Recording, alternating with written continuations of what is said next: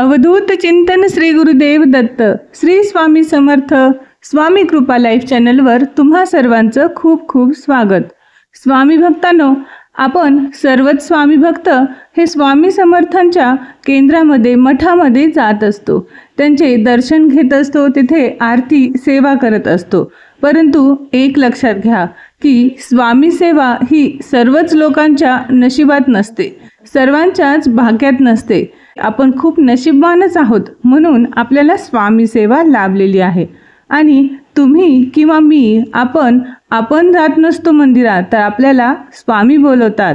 तसेच ज्यांच्या भाग्यात महाराजांची सेवा असते त्यांना महाराज मठात बोलवत असतात आणि ज्यांच्याकडून महाराजांना कार्य करून घ्यायचे असते त्यांच्याच हातून महाराज ते कार्यही करून घेतात।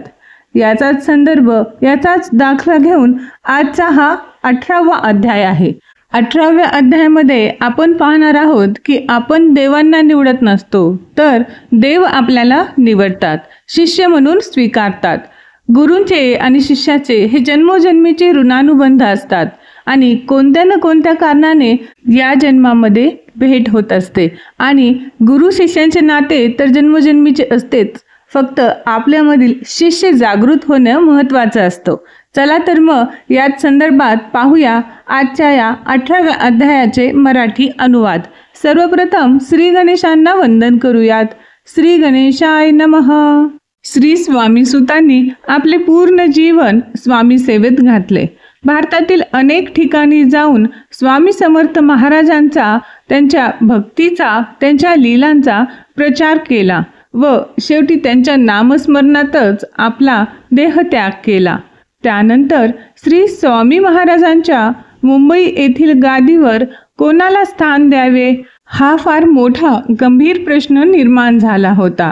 श्री स्वामी सुतांनी मुंबईमध्ये स्थापित केलेल्या मठाच्या गादीवर कोणाला बसवावे हा प्रश्न आता सेवेकरी श्री स्वामी समर्थ महाराजांना विचारू लागले। तेव्हा स्वामी समर्थांनी स्पष्ट शब्दात सांगितले की मुंबई येथील गादीवर कोणाला बसवावे ह्याबद्दल आपण कोणीही काळजी करू नये।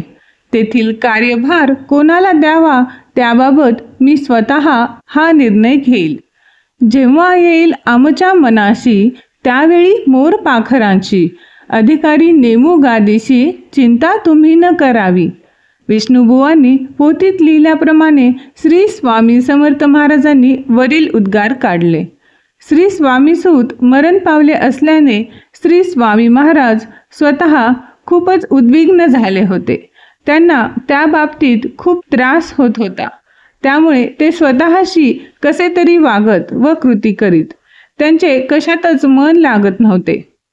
एकदा काकूबाई महाराजांना भेटावयास येतात, तेव्हा स्वामी महाराज काकूबाई यांना म्हणतात की तू आमच्या पायऱ्याची वीट लपवून ठेवली आहे, तेव्हा तू ती वीट जपून ठेव व तिचा चांगला सांभाळ कर बरं।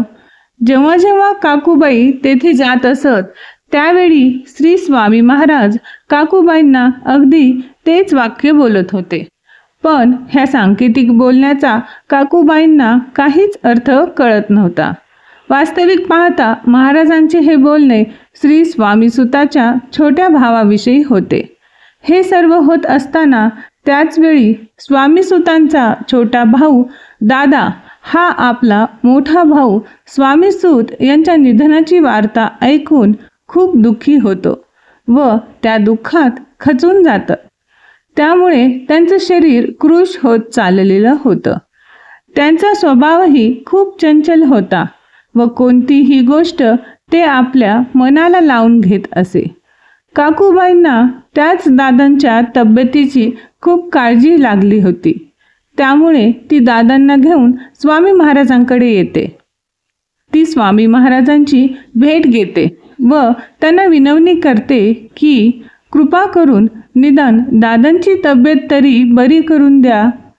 श्री स्वामी समर्थ महाराज काकूबाईंचे बोलणे ऐकून घेतात व तिला दादांची तब्येत चांगली होण्यासाठी काकूबाईंना सांगतात की दादांची तब्येत चांगली होईल, परंतु तू ह्याला दिवसातून 4 वेळा मनसोक्त जेवू घाल। व मनात कोणतेही चिंता बाळगू नकोस.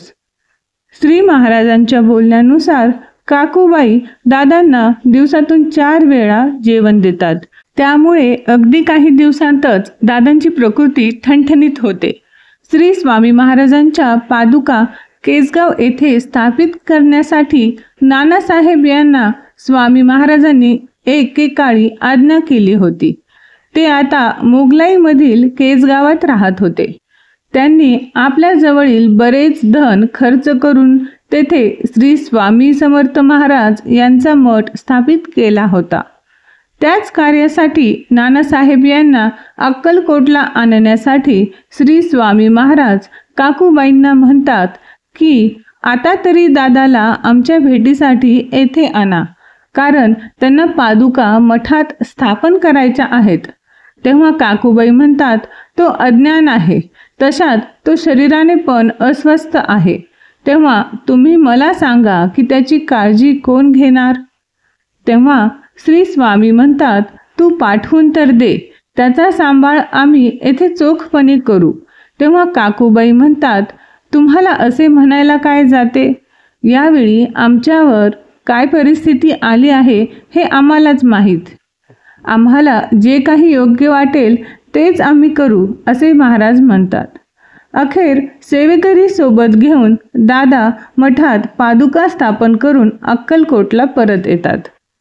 तेव्हा श्री स्वामी सेवेकरांना आज्ञा करतात की दादाला मुंबईच्या गादीवर बसवा व त्याला स्वामी सुताची कफनी झोळी तसेच निशाण देऊन गोसावी बनवा, कारण आता तोच स्वामी सुताची गादी चालवण्यास समर्थ आहे.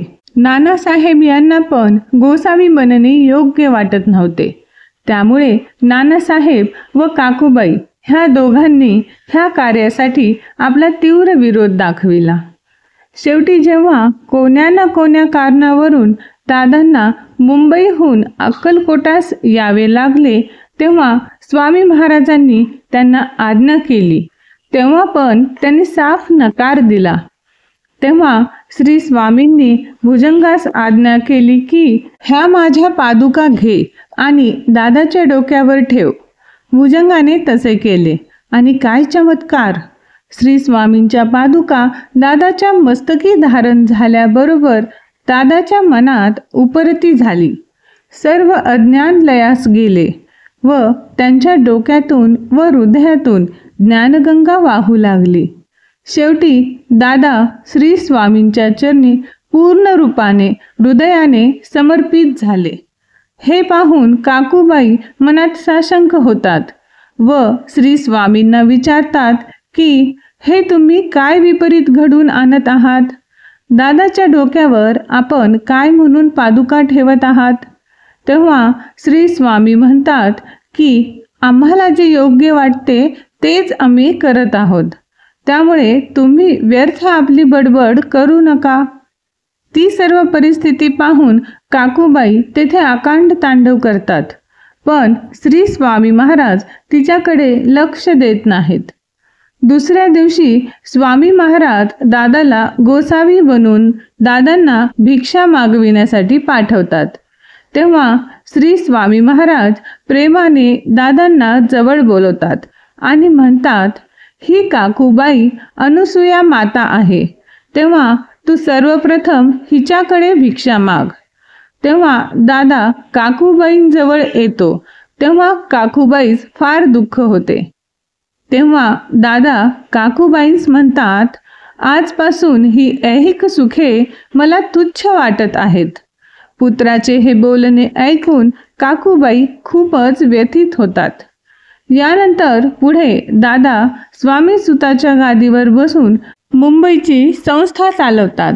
अशा तऱ्हेने श्री स्वामी चरित्र सारामृत या पवित्र ग्रंथातील 18व्या अध्यायाचे मराठी अनुवाद या ठिकाणी संपूर्ण होत आहे. स्वामी भक्तांनो, स्वामींच्या कृपेनेच आपल्याला हे स्वामींचे गुरुपद लाभले आहे, आपल्याला स्वामींचे शिष्यत्व लाभले आहे. तर अशा हे आपल्या सर्वश्रेष्ठ त्रैलोक्याचे जे राजे आहेत, ब्रह्मांड नायक आहेत, अशा सद्गुरूंच्या चरणी शरण जाऊयात.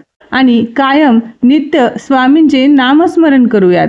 चला तर मग भेटूया पुढच्या व्हिडिओमध्ये 19व्या अध्यायाच्या मराठी अनुवादासह. तोपर्यंत सर्व स्वामी भक्तांना श्री स्वामी समर्थ. जय जय स्वामी समर्थ.